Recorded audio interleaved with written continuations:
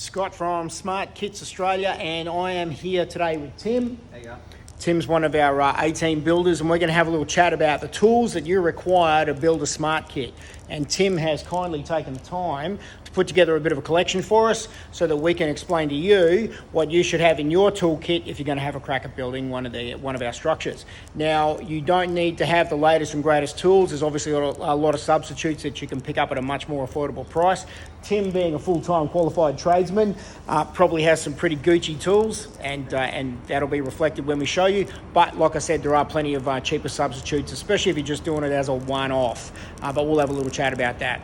So, Tim, you ready to go? Ready to go, boss. All right, no worries. Now, underneath this beautiful Australian flag, because we only sell Australian-made products, we've got our tools. Collection.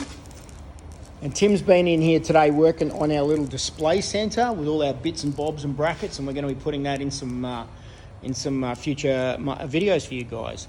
So Tim, when you're building, and I know that you've been a tradesman for many years and have built thousands and thousands of these type of things, when you would take into consideration some of the simplest things that people would need, do you want to have a little walk through what you've got here and just explain it? Alrighty. Well, I believe this is the basic kit you need. You don't really need anything flashier than that. Spirit level's pretty self-explanatory for setting posts and setting your beams to make sure they're level. What sort of length is that one? This is a 1200 level. 1200 long, yep. And I have 1 metre marks on it at either end. Yep. For setting your 35 millimetre angles when Very you're setting good. your beams up. Yep. So you can hold your level, at level, measure from the 1 metre mark down to your beam. And if that's 35 mil, I know I'm at my correct fall. That's the most basic way of doing it, unless you're going to the extent of a laser level, which Yep. is thousands of dollars. So piece number one is around about 1 metre to a 1200 millimetre spirit level. Correct. This one is a, what brand's this one? German Stabila. Yeah, this is the good one, this one. Yeah, these are about $120 each. Yeah, but you could probably get one of these for 25, 30 25, bucks. 30 bucks easy. Yep, Yeah. no worries at all. Alrighty. So pencil, pretty self-explanatory for marking and cutting your beams. Yep. Obviously the next thing to go with pencils would be squares, got a few varieties there. Yep. Just because I like different ones for different things. Yep. But if you just had one of these ones, I mean, I've seen plenty of these at Bunnings. You can get one of these for about 10 bucks. 10 bucks, basic combination square. Basic combination square with measurements on there. You'll see it's measured in millimetres. And can you just unwind that and show us how to slide that along? So on the little brass wheel there. Yep, perfect. You can also use that for scribing your dimensions on your beams, etc., and on your posts. So you don't have to have these fancy ones. That's fine. You can just have one of these straightforward Stanley That ones, does as the good job as gold. 90% of the time. Yep, no worries at all. Okay. Stanley knife is important for unwrapping your beams. As Yep. all your beams do come shrink wrap plastic, you have to slice the edges to get the plastic off them, to peel Yep. them. Yep. So just a standard Stanley knife with the disposable blades. Yep. Same deal, you can get one for about $5. You don't need a $50 one. No worries. Chalk lines for marking your sheets. When you've got to cut your sheets down for Yep. your final cuts. Yep. Easiest way to mark from one end to the other and be true every time is with a, Yep. a chalk coated flick line. Yep, chalk lines are great, and you can just get a little container of chalk to go in the chalk line. Yep. And once again, you can get cheapies on those too. Absolutely. Yep. $4 or $5 you can get a cheap Yep. one. Clamps aren't a necessity, but you often find if you're doing things yourself, just to hold beams into connectors, etc. Yep. Things like that, it is handy. Once again, these are super cheap ones because I go through so many of them. They're about $5 from Bunnings. Yeah, so if you're going to put your beam against a post, for example, to hold it in place to drill it, you'd just put a clamp around Put a clamp on it and just get the ones with little nice plastics on them so you don't scratch your beams. Beautiful. Pair of duck bills, like a vice grip duck bill. These are what we use to bend up the ends of our sheets. Yep. So on the top of your sheet, you'd be bending them up. Bottom of your sheet, you're bending them down. These are just a nice flat plane, so you can actually grab the steel and bend it without tearing it. No worries. Now, what's the probably wouldn't recommend it, but what's the cheapy alternative to a pair of those? I'm pretty sure places like Trojan and stuff make the exact same as these, and I think they're about 10, 20 buck mark sort of thing. These are just vice grip brands. It's just paying for the name more than anything else. Excellent. Move on to the next thing for bolting your beams together. You could go the combination of the sockets with the impact wrench like I have, but you know, it's an expensive tool, so not everyone's going to buy that. Yep. The standard sizes for all our bolts are 10 and 8 mil bolts. Yep. So for a 10 mil bolt, you need a 16 mil spanner. Yep. For an 8 mil bolt, you need a 13 mil spanner. Yep. All right, no worries. And we'll put that on the screen when people are watching so they can see those numbers as well. Pop rivet gun for doing all your riveting, Yep. for your flashings, your gutters, some beam connections, depending on what your engineering is. But Yep. yeah, for standard pot rivet gun, once again, cheaper options are available. No worries. Bastard file, just a metal file, taking any This bird one's edges made an off. appearance in previous videos. This one has, this is the very oldest one. But you'll need this for just taking any bird sharp edges off your steel, just rub them back so you don't cut yourself once you've cut them with the grinder. Yep, no worries. Speaking of the grinder, cutting any of our sheets and beams, I use a 125mm Makita angle grinder.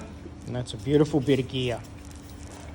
They're actually not that expensive to buy a good quality one. I bought that one from Bunnings on the weekend for $80. $80 for a Makita Makita one. 125mm angle grinder. Angle grinder. While still on the angle grinder, these are the blades we recommend you use. These are the 125mm stainless steel Yep. blades. Yep. A little bit more expensive, but they cut so much neater and finer. Perfect. Okay. Flashings and gutters, you're going to be cutting with a pair of snips.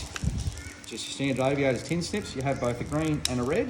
Yep. One's left, one's right. And you can see that the teeth are opposing sides to each other. Yep. So with your red, your waist is on your left-hand side. With your green, your waist is on your left-hand side. That's the side you're peeling away from yourself. Absolutely. And it's almost common sense when you're cutting. You'll naturally almost go for the ones that are the right ones because Yeah, it just becomes you'll know instinct. when you're cutting it the wrong way. Yeah. Because it's just not working. It just doesn't work. Yeah, Yep. you'll struggle with it.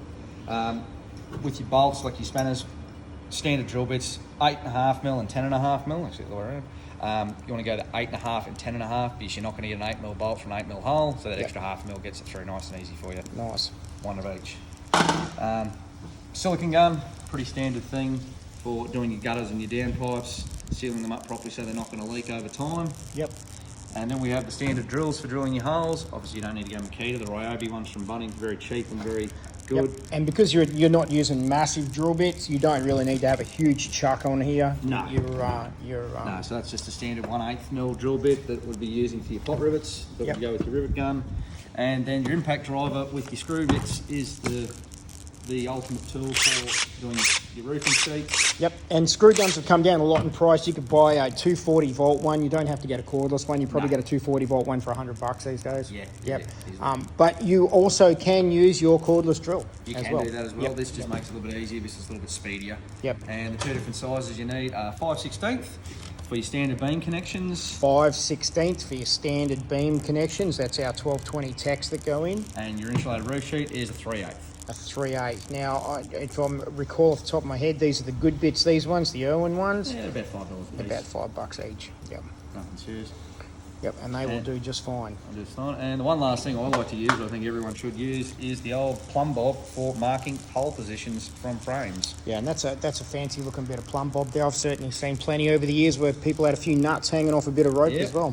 Yep. So But, you can do that too. It doesn't lie, so it's a cheaper option than lasers. Yeah, so if we broke this down a little bit here, Tim, if you had one decent drill, you could get away without these other two components. Absolutely. So a decent drill, if it was 240 volt, you'd probably spend $100 on it. Yeah. But you could get a cordless, a Zeto one or something like that for probably Zero Roby, 150 maybe. with a couple of batteries as well, probably another $100.